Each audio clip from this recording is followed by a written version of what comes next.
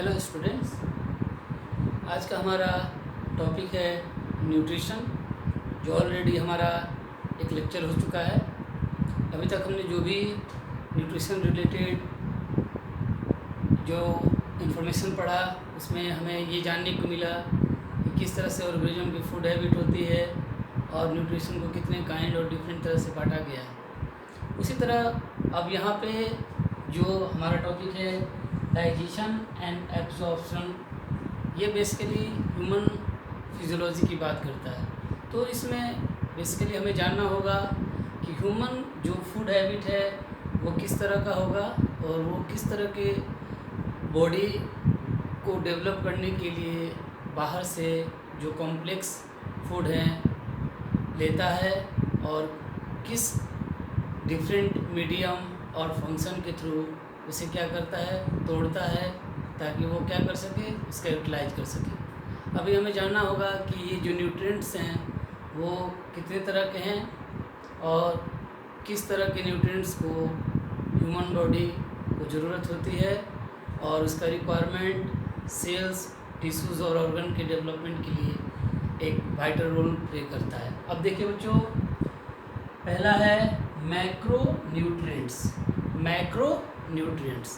Macro word means होता है बच्चों लार्ज, मीन्स जिसका क्या होता है एवरी डे जो हमारी डे का जो लाइफ साइकिल है उस दौरान जो भी एनर्जी आपको मिलता है और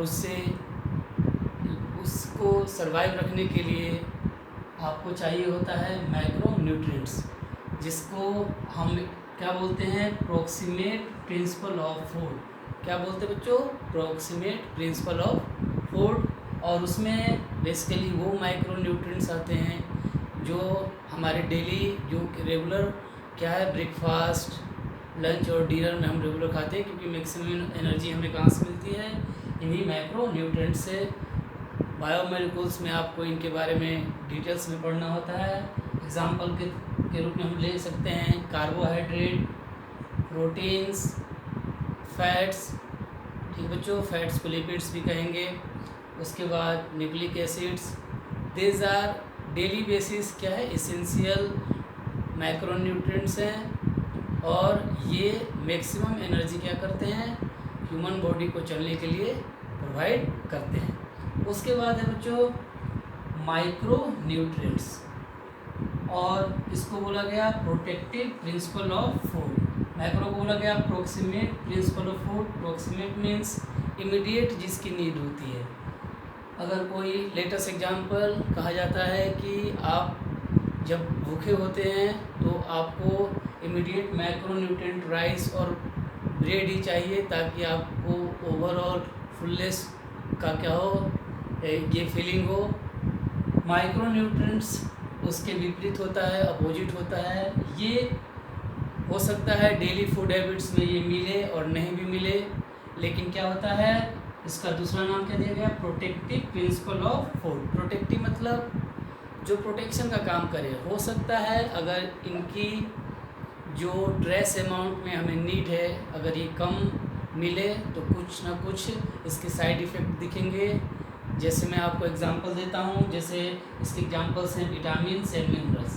ये दोनों टॉपिक्स हमें एक अलग सेक्शन में पढ़ना है, लेकिन जब प्रीवियस लेक्चर में मैंने आपको ई कोलाई सिकम में सिम्बायोटिक रिलेशन की बात की थी, तो आपको याद होगा विटामिन क्या बच्चों, B12। ये विटामिन B12 क्या करता है, RBC के फॉर्मेशंस में हेल्प करता है। अगर ये विटामिन की कमी रही तो क्या होगा बच्चों, एनीमिया लीड करेगा। क्या लीड करेगा, एनीमिया। एनीमिया से ही रिलेटेड है। मैंने बोला अगला है मिनरल्स। कई मिनरल्स से आप जान रहे हैं, जो इनऑर्गेनिक एलिमेंट आप याद करते हैं। आयरन हो गया बच्चों, कैल्शियम हो गया, सोडियम हो गया, पोटेशियम हो गया। मैं आयरन से रिलेटेड आपको बताऊंगा। आयरन से रिलेटेड बच्चों Fe, ये कहा जाता है कि अगर हमारे फूड हैबिट्स में इसका यूटिलाइजेशन ना हो तो क्या होगा, एनीमिया को लीड करेंगे, क्योंकि आयरन किसके फॉर्मेशन में हेल्प करता है, हीमोग्लोबिन में। इससे रिलेटेड, मिनरल से रिलेटेड काफ़ी चीज़ें पढ़नी है जो आप इम्पल्स फील करते हैं। आपको किसी ने टच किया और आपको ब्रेन को मैसेज जाता है, इसमें आपको आगे जाके पता चलेगा कि किस तरह से सोडियम पोटेशियम पंप इसमें हेल्प करता है। और ये सारे मिनरल्स फूड हैबिट के थ्रू आते हैं ट्रेस अमाउंट में। उसी तरह आपको कैल्शियम के बारे में जानने को मिलेगा कि किस तरह से जो मैं अभी मसल मूवमेंट कर रहा हूँ, आपको लोकोमोशन एंड मूवमेंट में पढ़ना होगा कि विदाउट कैल्शियम हम लोग क्या कर पाएंगे, मूवमेंट नहीं कर पाएंगे। तभी आप इससे रिलेटेड बहुत सारे रीज़न जानने को मिलेगा। कैल्शियम का एक और रोल है बच्चों, क्लॉटिंग में हेल्प करना, ठीक है। अगर इसकी कमी रही तो क्लॉटिंग नहीं होगा। हम लोग इसके बारे में सर्कुलेशन में डिटेल में पढ़ेंगे। तो आप आई होप कि इन दोनों टॉपिक को समझने में परेशानी नहीं होगी। अब इसके बाद बच्चों फाइनली जो टॉपिक है हमारा डाइजेशन एंड एब्जॉर्प्शन, कि ये जो वर्ड है इसे आगे जाकर हम समझेंगे। अभी हम किसे समझेंगे, डाइजेशन। डाइजेशन का मतलब होता है बच्चों, ये रिलेटेड है ह्यूमन बीइंग से। कहा जाता है कि कॉम्प्लेक्स फॉर्म ऑफ फूड जो हम लोग खाते हैं, एक हमारे पास स्पेशल ऑर्गन है जिसे एलिमेंट्री कैनाल बोलते हैं। उसमें डिफरेंट मीडियम, मतलब डिफरेंट मीडियम क्या, बायोकेमिकल एंड मैकेनिकल प्रोसेस से उसे सिंपल फॉर्म में क्या होता है, तोड़ा जाता है। ध्यान रखेंगे, कॉम्प्लेक्स फॉर्म को सिंपल फॉर्म में बायोकेमिकल एंड मैकेनिकल प्रोसेस से तोड़ा जाता है। एग्जांपल दूंगा मैं। बायोकेमिकल में बच्चों याद रखिएगा, different enzymes different part of alimentary canal से रिलीज होते हैं। माउथ का बेस्ट एग्जांपल, अभी आपने 10th में जस्ट सबसे ज़्यादा ये माउथ पार्ट जो हम डाइजेशन पढ़ते हैं, सेलेरी एमाइलेज का नाम जानते हैं, उसको अल्फा एमाइलेज भी बोलते हैं। वो इसके किस पे काम करता है बच्चों, कार्बोहाइड्रेट स्टार्च को ब्रेक करने का काम करता है। माउथ में ही 30% क्या होता है, डाइजेशन स्टार्ट होता है। मीन्स आपको नॉलेज मिलेगी कि फर्स्ट डाइजेशन कहाँ से स्टार्ट हो जाता है, माउथ से। उसी तरह मैकेनिकल प्रोसेस, आपने एक वर्ड सुना होगा, पेरिस्टाल्सिस मूवमेंट। पेरिस्टाल्सिस मूवमेंट, ये पेरिस्टाल्सिस मूवमेंट बच्चों क्या होता है, इसोफेगस टू रेक्टम तक होता है। और जो भी फूड डाइजेस्ट होना और finally defecation means faecal matter का, अनडाइजेस्टेड फूड का बाहर निकलना, वो किस प्रोसेस होता है, मैकेनिकल प्रोसेस से। इनके बारे में हम जब फाइनली अलग अलग सेक्शन ऑफ एलिमेंट्री कैनाल पढ़ेंगे तो हम डिटेल में जानेंगे। अभी मैंने आपको कुछ एग्जांपल दिए, पेरिस्टाल्सिस के बारे में बताया। ये बच्चों एलिमेंट्री कैनाल का ट्रांसफर सेक्शन हम लोग पढ़ेंगे, जिसमें 4 लेयर होते हैं। और उस 4 लेयर में एक लेयर होता है मस्कुलरिस, वो ऑलरेडी एक टॉपिक रहेगा उसका। उस मस्कुलरिस रीजन में क्या होता है, स्मूथ मसल्स मौजूद रहते हैं। उसी स्मूथ मसल्स में पेरिस्टाल्सिस मूवमेंट होता है, जिससे फूड क्या होता है, आगे की तरफ मूव करता है। अभी हम लोग बायोकेमिकल का एग्जांपल लेंगे। देखिए स्टार्च है, स्टार्च बच्चों एमाइलेज, अल्फा एमाइलेज या सेलेरी एमाइलेज, और ये किस में टूटा, डाइसेक्राइड में। इसको बोलते हैं, ठीक है बच्चों, पॉलीसेक्राइड मीन्स जो टॉप फॉर्म है, आपको कार्बोहाइड्रेट बोला जाता है जब बायोमोलिक्यूल्स आपको पढ़ाया जाएगा। उसके बाद बच्चों ये माल्टोज माउथ में सलाइवा में मिक्स होने के बाद कहाँ जाता है, इसोफेगस, वहाँ पे कोई एंजाइम नहीं है। स्टोमक जाता है, स्टोमक में कोई ऐसा एंजाइम नहीं है जो किसको तोड़े, कार्बोहाइड्रेट को। उसके बाद वो पहुँचता है स्मॉल इंटेस्टाइन। स्मॉल इंटेस्टाइन के पार्ट आपको मालूम होंगे, डुओडेनम, जेजुनम एंड इलियम। उस तीनों सेक्शन में डिफरेंट तरह के क्या होते हैं, केमिकल, बायोकेमिकल एक्टिविटी होती है और डिफरेंट एंजाइम्स रहते हैं। और इंटेस्टाइन से निकलने वाले एंजाइम्स को बच्चों क्या बोला जाता है, इंटेस्टाइनल जूस। याद रखिएगा क्या बोलते हैं, इंटेस्टाइनल जूस। और इसका एक और अदर नेम, साइंटिफिक नेम होता है सकस इंट्रिकस। जब हम इंटेस्टाइन पढ़ेंगे तो वहाँ उसे देखेंगे।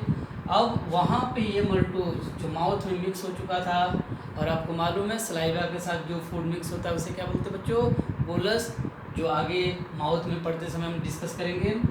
ये मल्टोज एलिमेंट्री कैनाल के इंटेस्टाइन पार्ट में मल्टेज नाम के एंजाइम से डाइसेकेराइड डेज बोला जाता है बच्चों, उसी का एक पार्ट है मल्टेज। उसे सिंपल फॉर्म किस में तोड़ता है, ग्लूकोज प्लस ग्लूकोज, और यही हमारा क्या है सिंपल फॉर्म है, जिससे क्या होता है एलिमेंट्री कैनाल में मौजूद जो भी सेल्स होते हैं इसे अब्जॉर्ब करते हैं, ब्लड कैपिलरीज में इंटर करता है और हमारे बॉडी के पार्ट में क्या करते हैं पहुंचते हैं और सेल का रिपेयर रीजनरेशन करने का काम करते हैं। और आपको मालूम होना चाहिए कि एक इन्फॉर्मेशन है, brain cell without glucose not work, means अगर आप स्टडी कर रहे हैं या कोई एक्टिविटी कर रहे हैं, मसल्स बॉडी मसल्स को भी क्या चाहिए, एनर्जी चाहिए, किसी न किसी तरह से ये प्रोसेस होगा। उसके बाद बच्चों हमारा टॉपिक इंटर करेगा ह्यूमन डाइजेस्टिव सिस्टम। तो आज हम इसका सिर्फ इंट्रो पढ़ेंगे, देखेंगे क्या क्या है, और अगले लेक्चर में हम लोग इसके डिफरेंट पार्ट्स को इंडिविजुअल पढ़ेंगे। जैसे ह्यूमन डाइजेस्टिव सिस्टम में हम पढ़ते हैं क्या, माउथ एक स्लिट लाइक स्ट्रक्चर है और उसके अंदर बकल कैविटी, टीथ, टंग और किस तरह से एक्सेसरी ग्लैंड इन्वॉल्व होती है, जिसमें सलेवरी ग्लैंड्स हैं, आपको जानने को मिलेगा।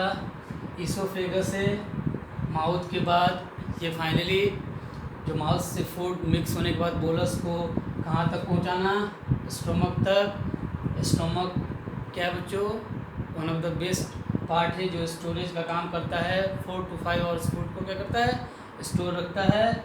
उसके बाद यहाँ पे कुछ प्रोटीन्स और स्मॉल अमाउंट में फैट्स का क्या होता है, इमल्सिफिकेशन होता है, और फाइनली फूड इंटर करता है इंटेस्टाइन में।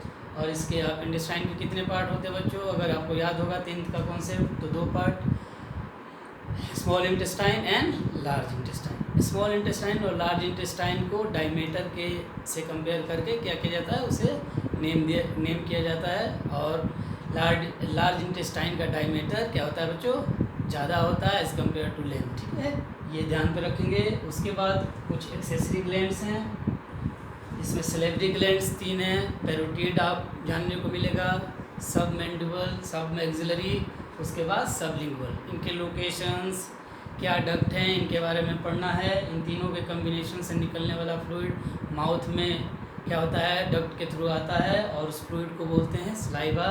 और उसमें आपने पढ़ा क्या बच्चों, अल्फा एमाइलेज या सलेवरी एमाइलेज। उसके बाद लीवर क्या है, लार्जेस्ट एक्सोक्राइन ग्लैंड है, इसका जो कहा जाता है वेट लगभग 1.5 kg तक होता है, और इसका बहुत ही मेजर फंक्शन है, एक स्पेशल टॉपिक रहता है आपके डाइजेशन एंड एब्जॉर्प्शंस में। नीट और प्रीवियस जितने भी स्टेट पीएमटी और एम्स होते थे, यहाँ से क्वेश्चंस आने के चांसेस रहते हैं। और उसके बाद बच्चों पेनक्रियाज आपने पढ़ा होगा, कंपोजिट ग्लैंड और हेट्रोक्राइन बोला जाता है, मीन्स इंडोक्राइन और एक्सोक्राइन दोनों नेचर इसका। पेनक्रियाटिक जूस, और आपने 2 हार्मोन का नाम अपने प्रीवियस जो क्लास में पढ़ा होगा, ग्लूकागोन एंड इंसुलिन यहाँ से रिलीज होता है। उसके बाद बच्चों लीवर से रिलीज होने वाला बाइल जूस आकर किसमें स्टोर रहता है, गॉल ब्लैडर में। तो ये बेसिक न्यूट्रिशंस और initial part of human digestive system है। अगला लेक्चर हमारा बच्चों क्या रहेगा, माउथ, जिसमें हम लोग टंग और टीथ के स्ट्रक्चर को और उसके कॉम्प्लिकेशन और उसके रोल को देखेंगे। Thank you so much.